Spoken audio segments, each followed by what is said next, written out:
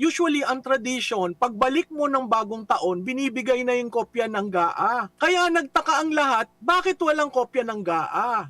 Nakakalungkot dahil kung ibig mong sabihin ganitong kalakas si Speaker Martin Romualdez, nakakatakot yon kasi ang kanyang mandato ay mandato lamang ng District ng Leyte. Hindi yan mandato na katulad ni Pangulong Marcos na nationwide. Kaya nga nagulat ako na kung nakita nyong may mali, tama ba yung ginagawa nyong everyday or the start of every Monday, may iba kayong version na sinasabi. 'Di ba? Hindi ito makucure kung hindi nyo i-present ang enrolled copy kasi may kopya naman ang taong bayan ng BICAM report. So pag pinesent nila yung enrolled copy, doon natin makikita na fill upan. Kung na-fill upan, kailangan natin kung sino yung nag-fill up, ma-establish natin. Ay hindi ba ito ba ay kaya inalis si chairman ko dahil doon?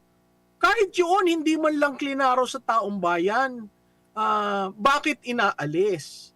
So makikita natin ang transparency, ang accountability, ang rule of law na wala na dito sa budget process na ito.